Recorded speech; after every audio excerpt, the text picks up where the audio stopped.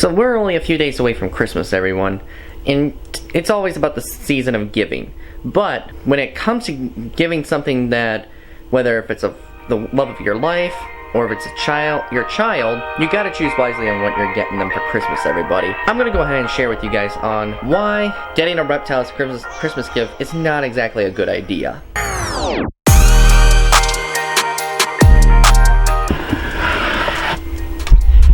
Well, for starters, reptiles, they're not toys.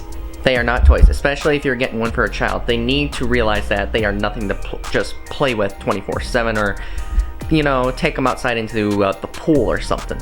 One of the few other reasons that reptiles don't make great Christmas gifts, everyone, if you're planning on getting a child a reptile, you need to actually tell them that they need to do their research and to make sure that they know what species they want and how big does it get, how much space does it need, and what it eats. And it also needs requiring how warm the cage has to be, type of bedding, and yeah, all that important stuff. So yeah, it's not quite as simple.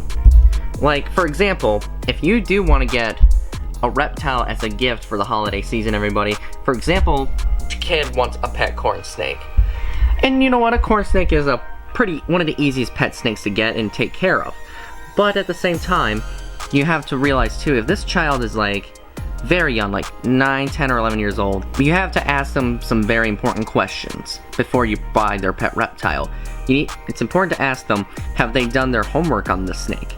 Have they done the research on how big the cage is required?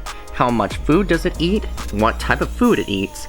And how much lighting does the animal need? It's very important, everybody, that you always do your homework before you buy something. And that's what a lot of other reptile keepers have mentioned before. If you do plan on buying a reptile, you guys, a new species you've never owned before, make sure that you always do your homework before you buy those kinds of animals, because a lot of people still don't seem to understand this kind of situation.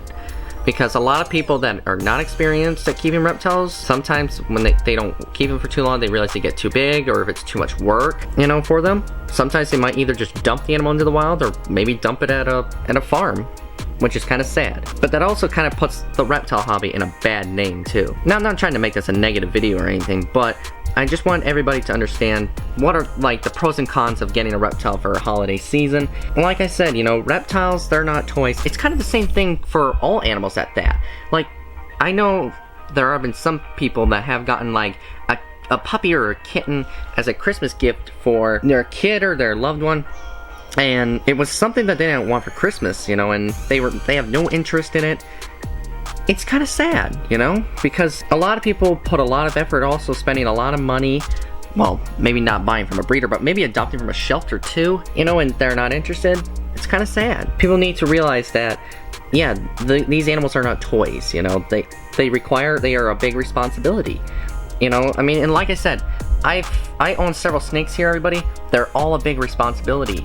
So that's why I don't get out of the house too often, because I gotta take care of these animals. It's a big responsibility. They're like my own kids. They're my babies. And I always try to put my animals first before I do anything else. And that's what I would do. I hope all of you guys are starting to figure out what I'm trying to tell you here. Like, if you do plan on getting a reptile as a gift, I will repeat this one more time. Make sure you do your homework. I'm gonna repeat this only one more time. Do your homework on the exact species you're planning on getting, how large the tank is required for the animal, and how much space you got. Make sure you got a decent amount of space for your reptile. Figure out what that animal is interested in eating, and make sure you got the right supplies for it too. Like, make sure you got a nice water bowl, a good heat lamp, something for it to crawl around on as well. But also provide a hide, even though Ariel doesn't have one in her cage here, because this cage is not big enough to hold one. So I guess there's that exception. So yeah, if you guys do plan on getting a reptile for Christmas, those are the basically simple things you need to do before you buy one. And if you do plan on it maybe months down the road, like months before the big holiday, that's totally fine.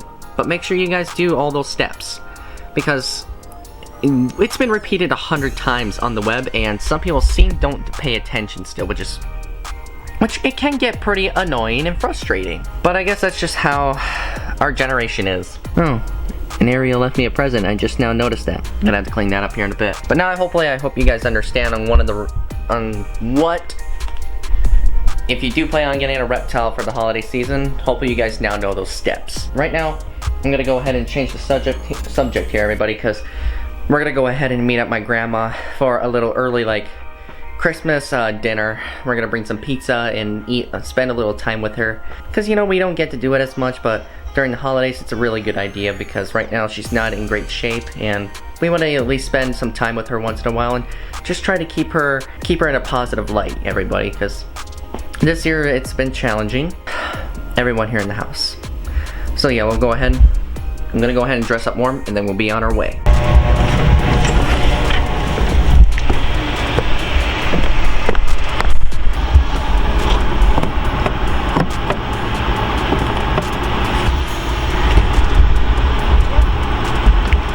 It's locked, Mom. Yeah.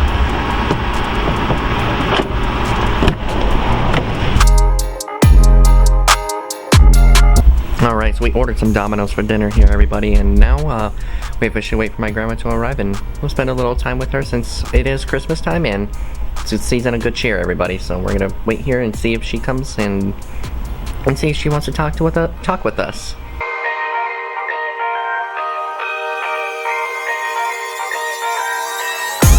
So we had a good time visiting with my grandma, everybody, just having a little like early Christmas dinner with her. But we're gonna actually go back up there to that little like assisted living place here in the next few days, actually, to spend more family time together, because we're gonna have a couple more family members coming over and spending time together.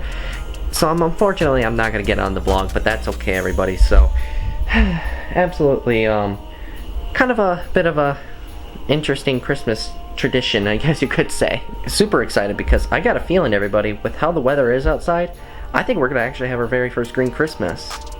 And to tell you the truth, I don't think we've ever had one before.